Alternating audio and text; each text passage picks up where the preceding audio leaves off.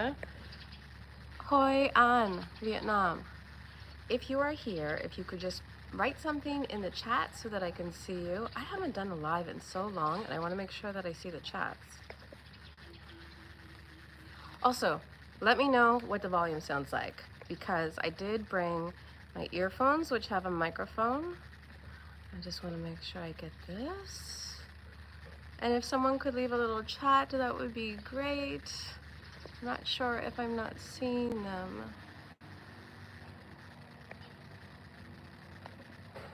I want to make sure that I do.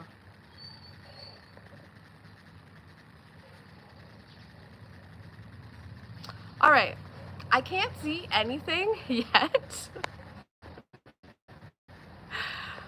but we might just have to go on a walk and I'll talk to myself, and then if you have any questions, just leave them in the comments, because I think the last time, oh, hello, Carmi! That's my mother. You can always count on your mom to do the right thing. So yes, I can see the comments. And I also did see earlier on the chat that we do have someone watching from California, so that's amazing.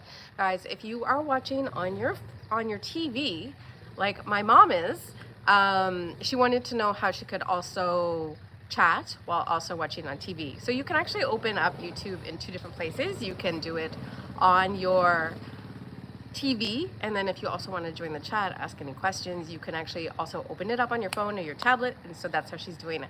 So Mom, please tell me, can you hear me okay? And if at any point you cannot, please let me know, because I can pull these out and I can do it by earphones, but I kind of think that it's nice to also have the sounds of the morning that are not just me.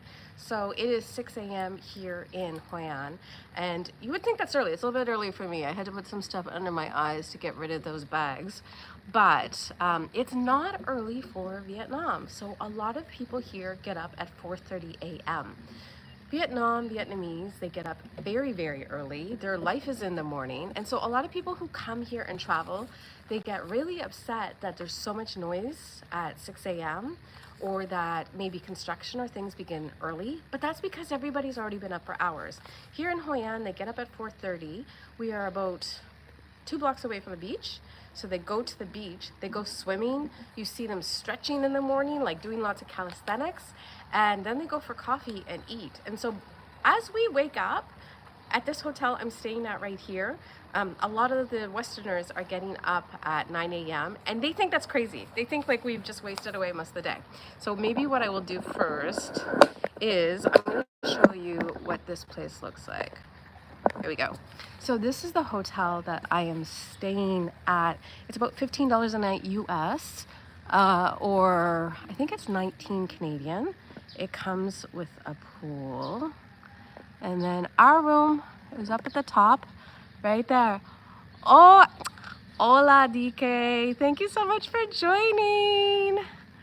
Oh, and I got a message retracted, but I see a nice Palestine flag. Yay. So this is where we're staying right now. And we've actually been staying here for 3 weeks. And this is a little bit of a lunch area. Hi, Pumpkin. Well, hello. And it's just a really nice, it's family run. So it's really great. The family actually lives here and are always on site. We've got some bicycles and motorcycles. And look at this cute little guy right here. Hello, Milo. He's pretty good. He's very young, but he's kind of feisty. All right, so I'm gonna take you on a walk in this neighborhood. Will I be trying some exotic, bizarre food there in Vietnam? To be honest, I don't know if anything here is really that bizarre. If you have something specific in mind that you want to know about, let me know. Oh, I just kicked Milo by accident. I don't really think they have a lot of bizarre food. I did eat jellyfish. I don't consider that bizarre. Actually, a lot of people probably think that's bizarre. So that was in my last video.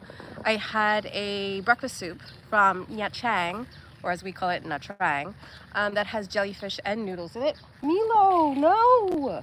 Okay, sorry. This dog is now across the street. Milo, go home. Go home. Go home. Oh, we've got someone. Taste Seoul, a place that I would love to visit. Okay, so let's get to the view here. So we're staying right across from the river. And so there's a bridge over here that goes to the ancient town. So basically you cross the bridge, you get to an area that's all rice fields and farms and agriculture, a lot of like lettuce and greens growing. It's beautiful. You have here, you can see like the sky is just coming in, but it's not just the fishermen that are up early in the morning. Like literally everyone is up early and it's amazing. Maybe it's my age. Is Vietnam better than Malaysia? Oh, I do not like to compare countries. I mean, obviously I love Malaysia. It has fantastic food, a diversity of food. One of the things, Milo, go home, don't follow me. This puppy. Malaysia, one of the things I love about it is it has an incredible diversity of food. You know, you get typical Malay food, but then you also have amazing Chinese food, and then you also have Indian. And so one of the things I really like about traveling in Malaysia is that, like, sometimes when we stay in a country for a long time, I just get tired of that food. And so the nice thing about Malaysia is that if I'm feeling like, oh my God, I don't want another gulai, like I just don't come from countries of curry. And a lot of it that tastes, I can have like Chinese, or you know, I really love like roti canai with gulai, and so I can have Indian, I can have chickpeas. Like there's so many things to have there. The food in Vietnam is actually quite different. It's very clean, I would say. I want to show you guys this because this is an underpass. I don't know what they're doing here. They're building palapas. Oh, palapa is what you would call it in Mexico. But it's because, as I told you, they're so healthy here. They've started to put up this exercise equipment along here. And this is really common in Vietnam, that along beaches or any kind of public area, they'll start to put up exercise equipment for locals, and they use it. And actually, past our hotel, there's a walking, the sidewalk actually moves to the river, and it's kind of covered by trees so that you can walk along the river. I did think about doing that side, but not a lot of people are out there in the morning. And so I thought I would take you all. We'll see how long my 6 gigabytes works on for YouTube Live. It should work for an hour. It should, in theory, but we'll see. Anyway, going back to Vietnamese food. Is any of it strange? I don't think any of it is really strange. At least not in Central and South. At least nothing, I think. Some of the things I think that people might think are strange is the jellyfish. Another thing that I realized, you know, I've been traveling. Oh, look at these people. They're all out for the morning. I'm just going to show you. See, everybody is out. Xin chào. All of these people are out. Xin chào.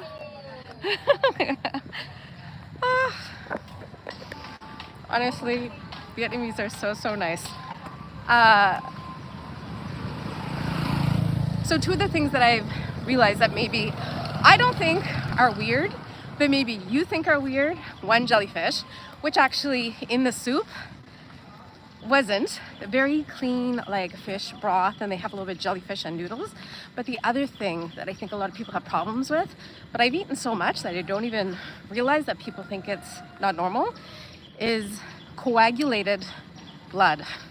So it could be coagulated pork blood, duck blood, but you know, Vietnam is definitely a country where they don't waste anything. Well, let me turn around, give these guys some space. You can see, I think they're building something here. Ooh, just my glasses, we're okay. Xin chào. So yeah, I think they've been working on this. And I think it's a little bit of a fisherman area. But they've been working on it for quite a while. All right, coagulated pork blood.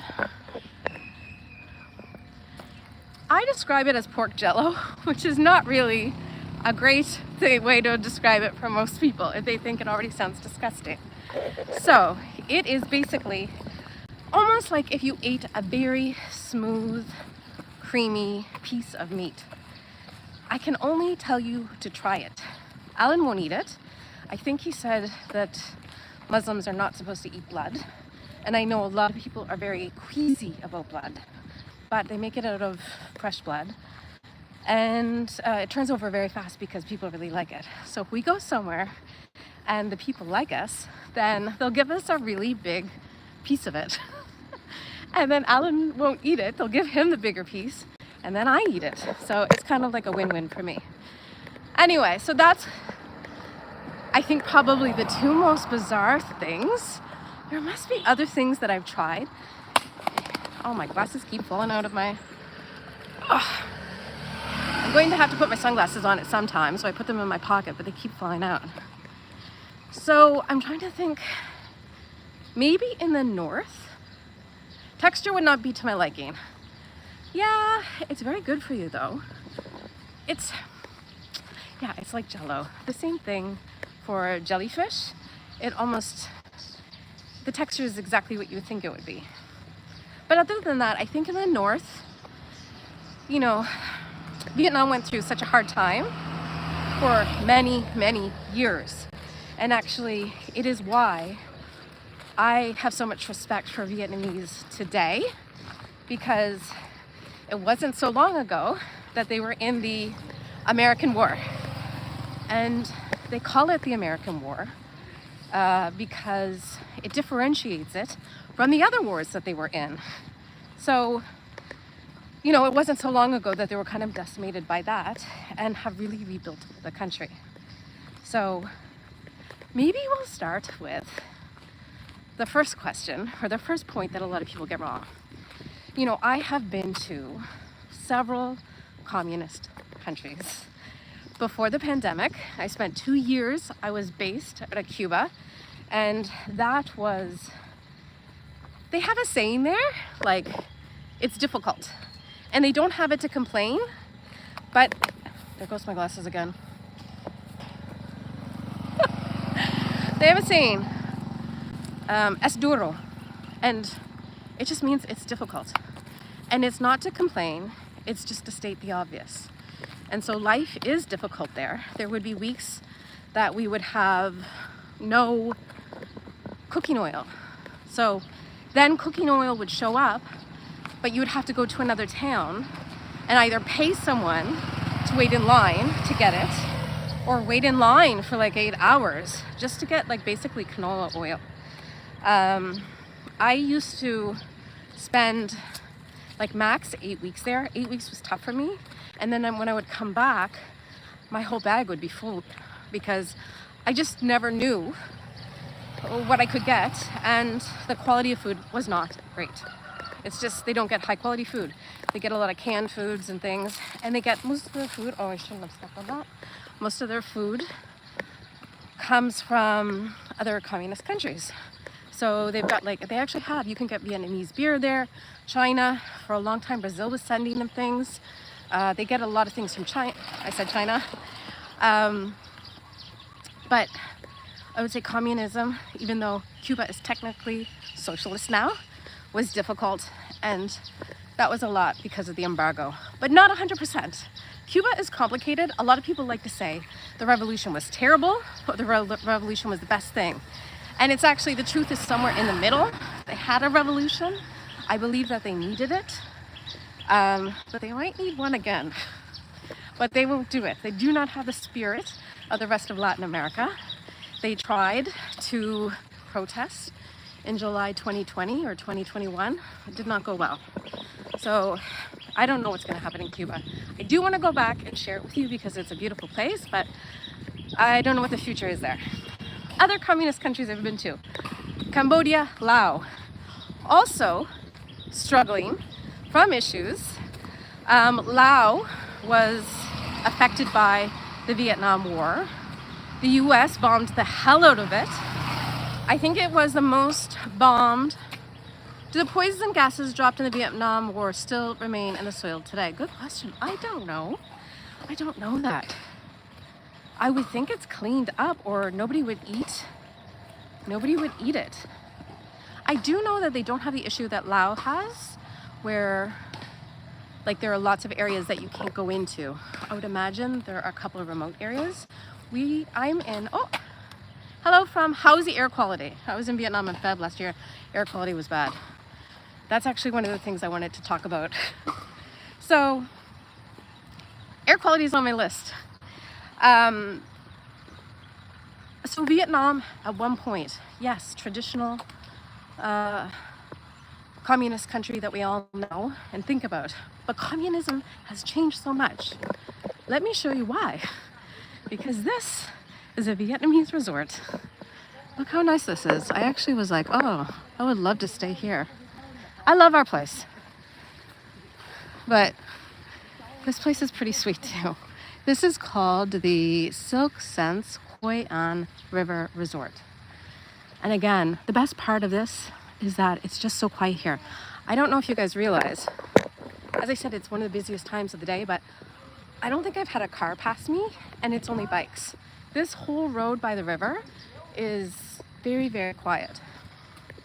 So, back to communism in Vietnam. It is not the same as kind of the Cold War communism that we think about. They allow both foreign investment and private business.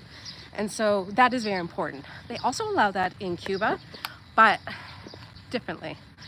So when I look at all of the countries in Southeast Asia, I'm actually shocked at the quality of life in Vietnam and how rapidly it is growing and people are doing well. It's not perfect, but no country is. But it's really interesting to see. I get two types of comments on my Vietnam videos. People who maybe grew up in Vietnam or their parents did, but they live from away, and people here. And very drastically different opinions, even in so much as should Ho Chi Minh be called Ho Chi Minh or should it be called Saigon? I call it Saigon because it's easier, and also a lot of people said that they prefer that, just nostalgically. But the opinions of people from away are very critical. The people from here are actually very supportive. People from away say that they're brainwashed, but anyway, we'll see about that. My perspective is Vietnam has the best quality of living for foreigners. I do not know why more people are not here. And it's a good thing, but we have actually talked about staying here longer term. And Hoi An really changed that for us for a couple of reasons. I had been to Hoi An before. I went to the UNESCO Heritage part, the ancient city, which is beautiful, but also so touristy, so loud, so busy. It's just really like, you got to do it, but then you don't want to do it again. And I had heard that there was a beach area, but I didn't really know a lot about it. This area is, as I said, 10 minutes away from rice fields where there are lots of little cafes that locals go to, and they're shaded under trees, and they just have like, you know, $2 coffee and enjoy the day with Wi-Fi. And then you get this area where it's all of this river, which is just so calming. And then if we have time, we'll go to the beach. The beach is not special. It's not like one of the most beautiful Southeast Asia beaches, but it's still a beach. And in the morning, there's so much life because everybody's out there swimming. They've probably all gone home now. Let me show you this little neighborhood. So this is just like a little lazy neighborhood. A lot of the businesses here are hotels, but a lot of them are homestays, which I really like. And they just have, let me get a little way for people.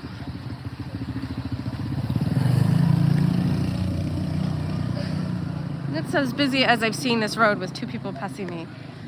And so you can have a house here, and then they'll just run kind of like this ad hoc coffee shop here, where early in the morning and at night people will have coffee. And then you can see here people are just out doing their laundry. It's so peaceful here. I have not seen anyone ever swim in the river. I think it might be... Alan thinks there's alligators. Alright, let's get by these people. But you'll just see, like, life is definitely on the river here. Alright, let's get to some of the things that I wanted to share. Howdy from Columbus, Ohio. Hello. Happy to have you here. Okay, I wrote down a lot of people other than communism get a lot of things wrong. I just wanted to share some things. My first visit to Vietnam was 2008. I was a backpacker, did the backpacker things. But I did get a sense of the country. Didn't really know it a lot, but I got a sense of the country. So the first one I would have to say is, this is one of the questions I have from a lot of people who are interested. They've heard that it's a good place to move, want to know. First one is, one of the myths is, no one speaks English. And then alongside that, I often hear, everyone speaks English in tourist zones. Both of those are wrong. So even in the last 2 years, I've noticed a lot more English around here. A lot of people speaking English, a lot of kids are taking English in school. I think it might just be one of their mandatory languages now, because a lot of kids know a little or they know a lot. And then tourism has developed quite a bit in the last few years. So a lot of people have been learning English or teaching their kids English. And so I would say under 50, in many towns that have tourism, there's a pretty good chance they speak English. Even if not a lot, they speak a little. So as you know, I like to go to a lot of traditional food spots. And in those spots, I would say they know things like small, large, build. They know the words for food. Kind of like all the words that I know in Vietnamese, they know in English. So it's pretty easy to get around. But what I also really like, let me show you this place. I came here for sunset the other day, and it is gorgeous. So it's called Fusion Healthy Food, and it's just on the water. And at night, the sunset doesn't go over the ocean. It actually goes right here. And so it's really beautiful. All right. Back to English. What is really interesting about Vietnam, and you're seeing this even more throughout Southeast Asia, is that everyone just whips out Google Translate. It's just much easier if you have a complicated, if you have something complicated to say. For us, we've just really learned that saying no pork, ham, or bacon, like you have to say that very specifically, because Alan will often get something that doesn't have pork, but then they've replaced like the ham with bacon. The sad thing is, actually, 2 days ago something happened, and it really made me upset. I'm still upset about it because people are still at our hotel. We had a situation where, as I showed you, the pool is right next to the dining room. So it was just a holiday, 50 years of reunification here. So a lot of families on holiday, they choose hotels with pools, something special for the kids. And so the kids are up very early in the pool. And this Italian family, it was just the grandmother and the mother. The daughter and the husband hadn't showed up yet. We're at the pool, like at a table right next to the pool, and the kids splashed. And they weren't being obnoxious, like they weren't obnoxious kids. They splashed them, and so the grandmother was like yelling at them about getting things on the table. And then one of the kids said something. I did not hear it, but it's actually the owner's kid, so I'm pretty sure he probably apologized. And she said, "I don't understand, speak English." It was one of the ugliest things I've ever seen. I've heard about this happening. I've never actually seen it. And what was the most difficult part is language is not the most difficult thing when you come to Asia. It is learning Asian culture, saving face, not making people look bad, do not embarrass them. And above all, a lot of Asians really choose to avoid conflict. So that means not saying anything. And so my natural instinct was to say something. I'm gonna look down here. Was actually to say something. And Alan said to me, he's like, well, the father was in the pool with them and he didn't say anything. So maybe you should not, because you don't want to overstep him. And so I didn't. So instead, I was passive aggressive and sat at the table and talked to Alan very loudly, explaining to him how disgusting this woman was, that she was so entitled that she comes to Vietnam and expects everyone to speak English. Anyway, all this to say, don't be that person. It's really hard not to be that person because so many Vietnamese really try and they will apologize. Vietnamese is really hard to learn. I want to come back and actually learn it in January. It's very tonal. And so even when you say words wrong, they still understand you. They're just happy that you're trying. All right, so that's number one. Number two, we're getting to the air quality part. It's always hot and sunny. A lot of people think, yes, this is a tropical country. It's always hot and sunny. Maybe you know about rainy season. But what I would say is, rainy season is not necessarily a bad season to travel in because it means that everything is so lush and beautiful. And if you can time it right, and you're not planning to go to the beach, it's actually really nice because the rain cuts the heat. And so if you go out early in the morning like Vietnamese do, the rain often comes in the afternoon. And so you have a little bit of a break. So you get up early, start at 6, everything's open. Coffee shops are open from 5 a.m. onward, unlike places like Thailand where only like tourist coffee shops are open. Thai don't drink coffee until like 11. Anyway, I like to get up early, so I really like that just coffee shops are open very early. And then you have like a late lunch, like sit in the rain, enjoy yourself, relax, and then you can go out again in the evening. But the biggest issue I have found is air quality. So with the rain, when you're planning your trip, the north, central, south have different rainy seasons. So it might be that you can still come if you want to avoid rainy season, but maybe you don't see all of it. Or you find just be prepared, you might have rain in one area. Air quality in Southeast Asia is inescapable during certain times of the year. So I have a video on my channel about Laos. We were, my goodness, was it last year? We were there in March, April. And we had to leave Laos because in the spring, for farmers, they burn their crops. And that smoke goes in other countries. It filters, they do it in the north, but it comes all the way down south. It's really, really bad. And it also comes to Vietnam. Like, it doesn't stop at the border just because, let's go up here. It doesn't stop at the border just because there's a border. So air pollution is an overall issue throughout Southeast Asia. And spring, summer is bad. It also comes down from China. Now, Vietnam, as I said, is really trying to boost their economy through tourism. And I've read a number of articles about how they're trying to improve things. If you've been to this area of the world, you know garbage is a huge issue. And they are very aware that tourists don't like garbage. The challenge is, it's not just about telling people not to throw things on the side of the road. Oh, is it loud here? Let's see. I think we'll be, oh, I see where we are. We're gonna go by the market. If you can't hear me, let me know. I need to cross the road though. And you'll see you can cross the road. It's not as simple as teaching people not to throw things out. That's not the majority of the garbage.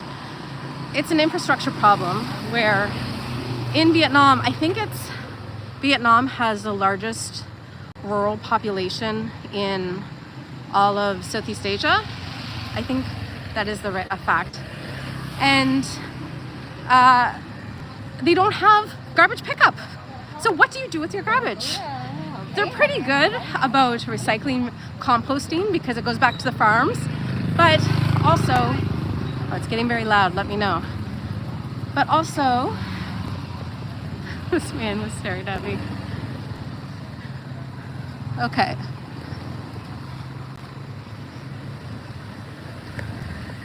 I want to show you, we're coming up to the market. Anyway, back to the garbage. But it's giving people infrastructure for the garbage. And plastic here is a huge issue. I don't know who has it worse, but I do hope that with tourism and tourists asking for no straws and for no plastic bags, that they kind of get on board with that. One place that I have seen that has done that well is, well, at least online, is Bali, because the rest of Indonesia is like plastic everywhere. So we're coming up to a market here. And also, I think this might, I thought that was a school.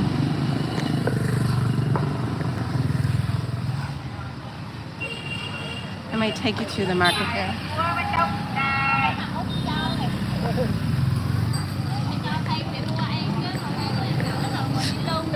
You kind of have to time crossing the street. All right, here we go. Get in the middle of the road and they will go around you. This area is known for its clams and scallops, juice. This is an agricultural area. I'm just going to take you this far in. I don't know if everybody wants to be on camera.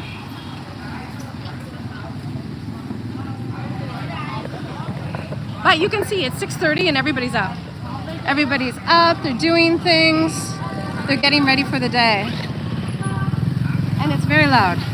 I need to actually get, I think I see the beach down here.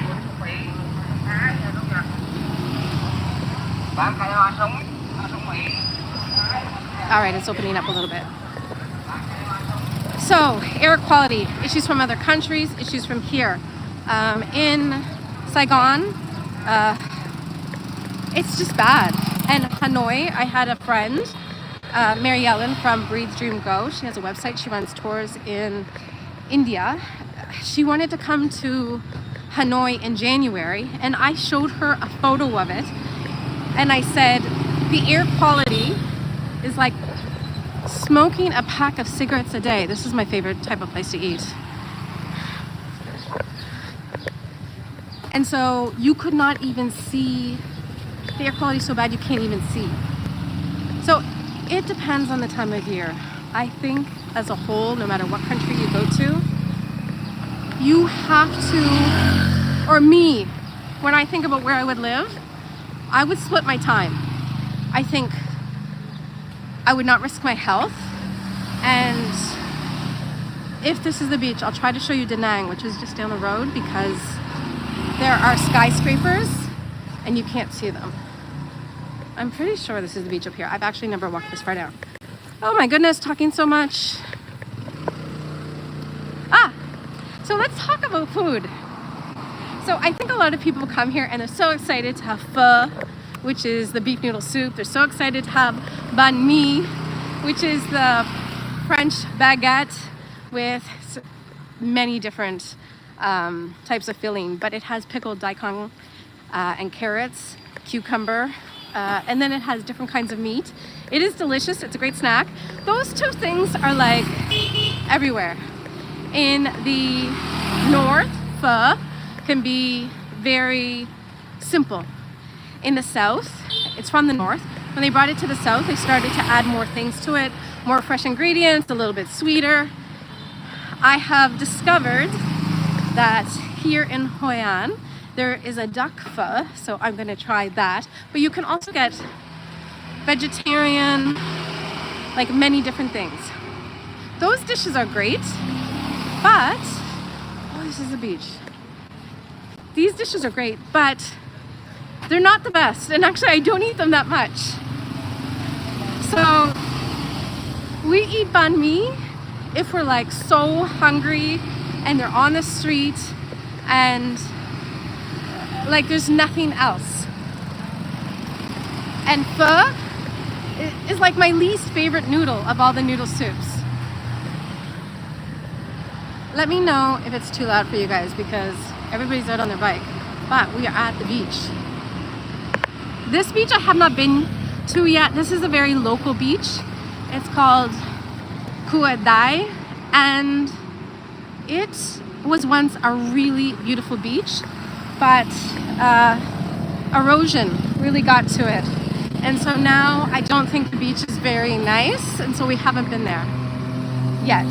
I am going to do a beach video this week though. Let's see if I can cross. All right, we're good.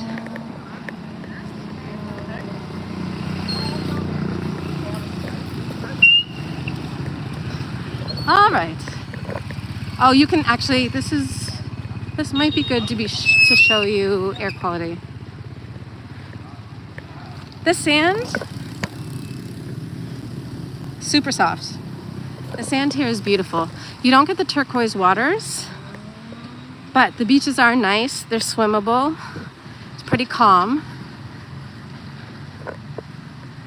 Oh, you can start to see people are out.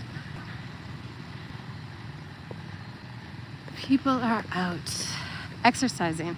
So in the morning, it's all Vietnamese. This is how they start their day. Yeah, once you're here for a while, you realize that it's not so bad to cross the street. Motorcycles will go around you. I'll tell you a little bit about that later. But you'll see Vietnamese go to the beach first thing in the morning and at night. Over there, you can see people kind of stretching and doing things. Oh, I actually really like this beach. They've got some restaurants here. This actually kind of reminds me of some places in Latin America. But it's not the nicest beach. But actually, looking at it, I would say it's very similar to beaches, to the beach that we were at, Hidden Beach. Now, okay, let's talk about crossing the road. That was actually on my list. Number 6, crossing the street is impossible. No, it is not. It is not impossible to cross the street, but you have to know how it works. Bikes will go around you. Cars will not. I don't want to make generalizations, but I have noticed that Vietnam was a city of motorbikes, or a country of motorbikes for so long. And so everyone here knows how to ride a motorbike. You see kids that are like 7 riding a bike. And now that there are those electric bikes, you see a lot of children using them. Cars are expensive, and they became more accessible because of, I think, rising income, but also China. In North America, we don't see Chinese cars. Did you know 1 in 3 cars in Thailand are actually electric, and they're from China? Here in Vietnam, because of the pollution, the government is really working to support that. So here they have the Asian alternative to Uber, which is Grab, but they also have this thing called Zan. And it's just, I don't know what Zan, I think it's Zang. And it's electric. The whole fleet is electric. They're turquoise cars, and I think they're often cheaper than Grab, and they're being supported by the government because the government is trying to get more electric versus gas. I think that's what you call it. Anyway, and so in Thailand, tons of Chinese electric cars. It's actually really cool. We do not see them in North America because, well, we all know about the whole tariff issue. That's basically what it is.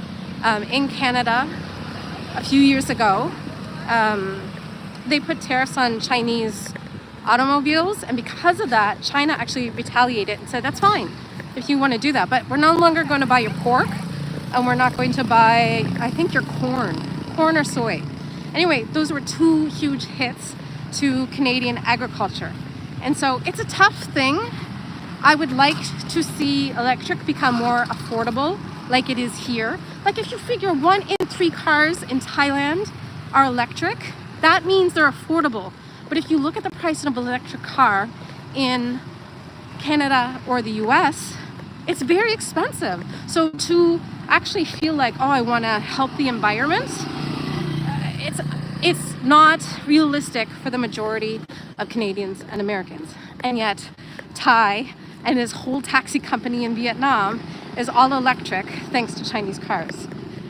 And I think, you know, having spent so much time in Asia, we love, I mean, I think we all grew up villainizing China, but China is actually way ahead of us in technology. And so it's actually insane to see how what's happening here, good and bad. There's a downside to that. But most of the trains, high-speed trains in Southeast Asia have been a loan from China. And that is part of their, I think it's called Belts and Roads, which I think is like a new form of colonization. China doesn't come in and wage war on countries.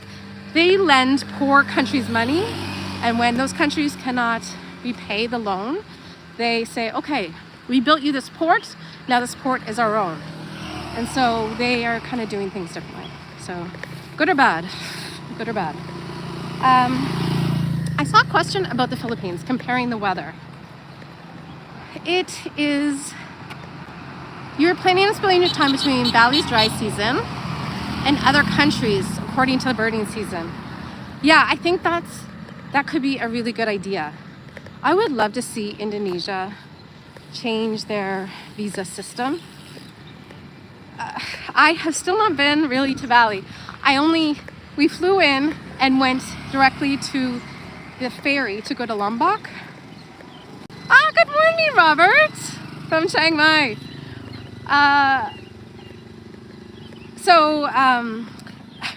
As it stands, Indonesia only has 30-day that you can extend to 60-day. And I don't know why they don't change that. Because actually I've had issues with their 30-day visa where, sorry, I was just looking to see if we could get on to another beach. I've had issues with their 30-day e-visa, which I actually couldn't, and many people have had this problem, I couldn't renew. Didn't want to be stuck in the country because I think it's $100 a day, or like $80 a day for every day you overstay. And I actually had to leave, go to Singapore, fly back in. But Vietnam now has 90 days. So I do think it is a great option. And a lot of people think about Saigon or Phu Quoc, which is actually closer to Cambodia. There are islands that are beautiful, but closer to Cambodia, and majority Chinese owned, lots of Chinese casinos there. But central Vietnam, I think, is very, very, having spent my time here, I think central Vietnam is just fantastic and so underrated because a lot of tourists don't come here. So you're in the middle of agriculture. You're by the mountains if you want to. You're by the ocean if you want to. This area is very well regarded for its food. And so, yeah, I just think it's underrated. We need to somehow find a way to get better light. Anyway, Robert is in Chiang Mai and he's about to take the slow boat to Laos. This is a really great point about Chinese investment. China has been investing tons in Laos, and it is really scary because they're building dams to feed electricity to China to pay back the loan and also to Thailand. But the problem is, this is the Mekong River, which does not just belong to Laos, but also is shared with Vietnam, Thailand, Laos, Cambodia, maybe I don't know, maybe one more. So when they create the dams, they basically cut off the life source for many countries. The Mekong River is so important. but Laos is broke and they need money, and China built a high-speed train there, and so now they owe China money. So anyway, that's kind of some of the things that you see here. Laos is a beautiful country. We did have to leave. I would love to go back. I really enjoyed it. It felt like traveling in like the 90s. Did I travel in the 90s? Yes, I did. It feels like traveling in the 90s or even the 2010s when I first started traveling. Like just very not polished, but raw travel. Just raw travel, raw adventure. I loved it there. Okay. Vietnam is like the polished version of Laos. It's they definitely have some luxury there. So let me get to another point I had to say. Vietnam is just for backpackers. A lot of people think Vietnam is just for backpackers. Mostly, I would say the people who think that are North American, because Australians have been coming here for a long time. 2 weeks ago, I shared a video of a luxury resort. And I don't do a lot of resorts because I prefer for money to stay in the country. And I always feel weird about the level of service with 5-star where there is a distance. And I just prefer to stay at homestays. I get more out of it. But I did stay at this one because it was Vietnamese owned and it has a really interesting story. So if you haven't seen it, the video is called Better Than Bali. And it's better than Bali. The 1 hour that I saw of Bali. Oh no, I'm going back up. Okay, I'm going back up to the chaos. I need to find another side street. I think I can do this. I agree, Indonesia's visa situation is bad. Their retirement age was 55. They changed it to 60 last year. Oh, and your comment is...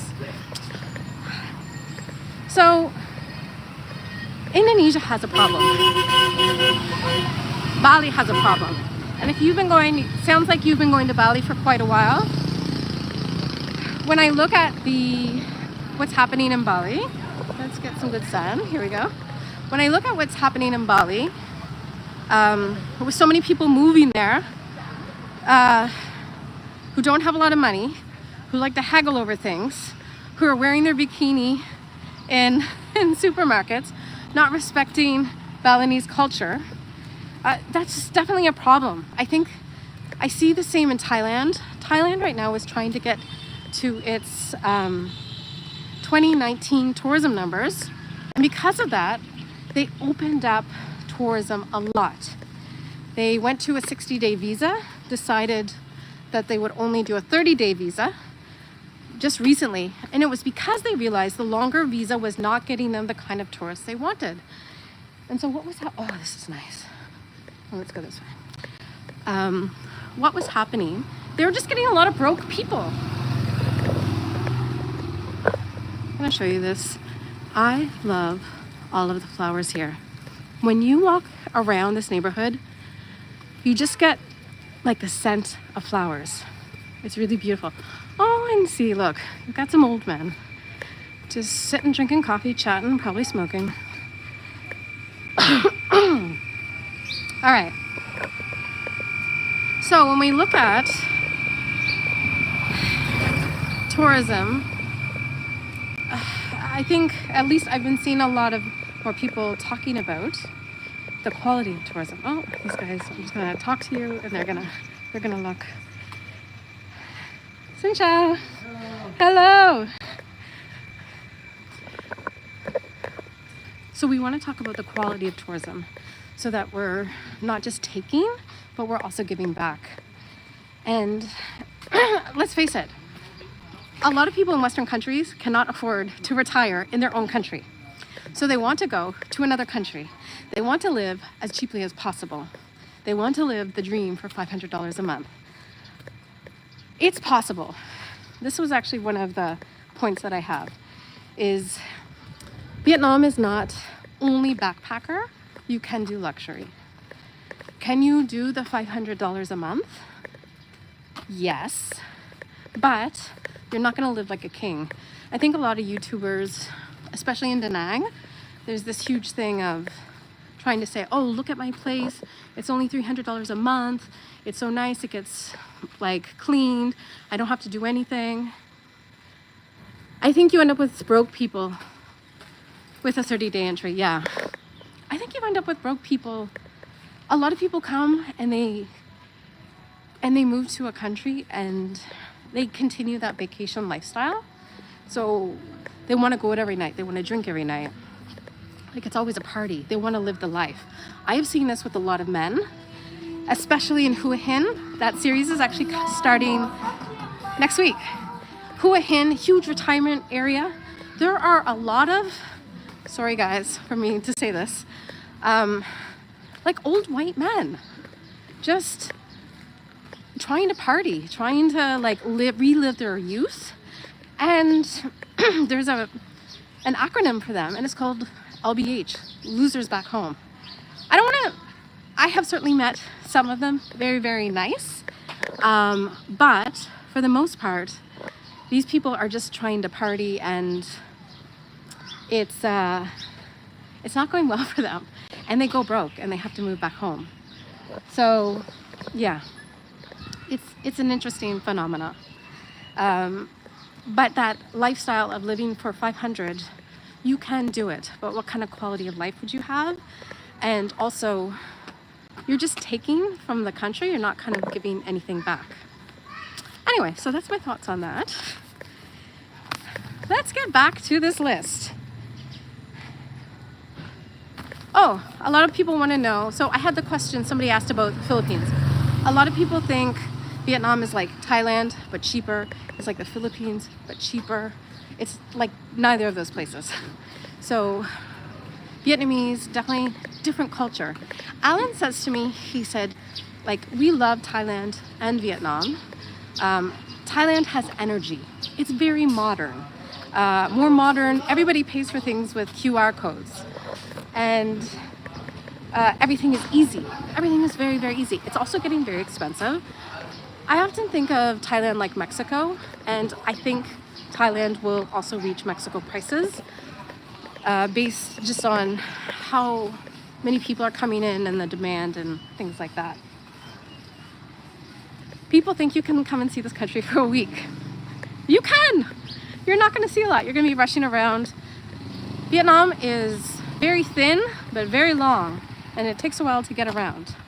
You can travel by plane, but the cheap discount air carrier, Vietjet, is notoriously delayed. Like, sometimes they get delayed for a day, so it's not dependable at all. So I would say you probably need 2 weeks to visit, especially if you want to do an exploratory trip. Saigon, the south, is more modern, more European. You've got malls, you've got H&M, like DJI, the camera stores. That's kind of where all the brands live. As you start to head into this area, it's an agricultural area, but it's wealthy. But you're not going to have any stores. You have to buy everything online and have it shipped to you. I actually had to have something shipped to me here. And then as you enter into the north, into Hanoi, there's literally no foreign brand at all. Oh, hello from Cuenca. Hi, Scott. LVH. They don't have that term in Latin America. So as you head into the north, it's like you don't see 7-Eleven, you don't see any brands. Everything is very, very different. It's chaotic. It's beautiful. I could not live in the north. It's so beautiful, but it's rural and just different. The people are different. And in fact, in Vietnamese, people who speak Vietnamese in the south don't always understand people in central, because they shorten a lot of words. They have a lot of like slang. And then in the north, it's totally different. So the food changes, the people change, their faces change. Alan actually looks like someone from central Vietnam. And in the north, you'll see people are much whiter, a lot more Chinese influence. And then also you get Cambodian influence and some Japanese, and I think a few others. Of course, French influence. I want to make sure I got everything. I think I did. I covered everything. So I just want to open it up to kind of last minute questions because we're about to hit the 1 hour mark. I want to thank everybody, all of you, for joining me because I haven't done a live in so long. And to be honest, I didn't think anyone would join. So my mom joined. So I thought, okay, at least I'll have one. So I appreciate everyone who did. If you have any other questions, please ask them now. And I'll show you what's going on here. Whew. It's so nice to get into these little alleyways because, oh, you enjoy the walk. Thank you so much. More live. Okay. I personally would like to do more lives. I haven't because I'm not always in the country. My videos are usually 4 to 6 weeks ahead. So if I shoot a series of videos and I do a live, the live is usually later on. But maybe it doesn't have to fit. But let me tell you, last week's video in Nha Trang was the last. And that's because it was from February. It's May now. And the weather was terrible. Oh, my mom wants to know what time it gets dark. 7?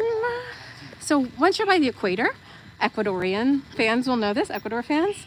Once you get near the equator, it's usually 12 hours. So it can be 6 to 6, 7 to 7. I would say sunrise this morning, because I was up, was 5. And right now it will probably get dark around 7. If we go to the beach, no. Yesterday we left the beach at 4:45 and I think it was probably dark by 6. So it's probably like a 13 hour right now. But anyway, back to Nha Trang. So we were here in February. In Saigon, the weather was fantastic. But once we got up to Central, it was the start of dry season, but it hadn't started yet. And so it was actually raining the whole time. And I really wanted to show a Central Vietnam beach series because there's so many beautiful beaches here. We came back because I wanted to show that again. But to be honest, guys, I was so burnt out. We went to Indonesia for 2 weeks. I don't have any videos for you because I got sick. I got a head cold and it knocked me out. And actually in Saigon, I just went to the dentist, got some work done, amazing. Maybe I'll share that for another video. But he took an x-ray and said here, he thinks I should see a sinus specialist, because the dentist saw something wrong with my sinuses. And he asked me if I was having issues. And I said, well, I just had this huge sinus cold. So we are here in Hoi An for another week. Then we're going to spend a week in Da Nang. And while we're in Da Nang, I'm going to go to the dentist again because I need him to check out another tooth. I had one pulled. And I want to see a sinus specialist. I also want to get blood work done. I'm Canadian. Yes, we have free healthcare, but the reality is that to get into a doctor, to ask for all of the preventative things that I would like to have done, because I'm 47 and I just want blood work done and I want it done easy. Here in Vietnam, I can go into a Vietnamese hospital, get it done, or I could go into a fancy international clinic, get it done. I want to get a DEXA scan, which is body mass. And then I also want to get some other preventative tests. So that might be a video in and of itself in Da Nang. Anyway, so that was very long to say. Next video will be from Thailand next week. And so I'm going to tell you why I left Da Nang, my initial observations of it, not good, which is why I left. I woke up one morning, I was like, this is it, I got to leave. It was the weather, but it was also the culture in the city. And then spent 4 weeks in Hoi An, which I really enjoyed. You know, there were a lot of LBHs, but actually, it's a really nice city, and I can see why people retire there. So, guys, that's it. Thank you for joining me for this walk. Let's do it again in a month, maybe from Canada. Robert, okay. Healthcare video, there's going to be a little bit of healthcare in my first Saigon video in 6 weeks, but I'll cover as much as I can in Da Nang. They don't like you to film in hospitals, obviously, but yeah. And then I think June 7th, I tentatively had a plan for a Canada live. So maybe I will show you Nova Scotia because it's pretty beautiful. Have a good day, guys. If you have any other comments, questions, things you want to see, leave them in the comments below. And don't forget to like this video. It means a lot and really helps me with the YouTube algorithm. See you later.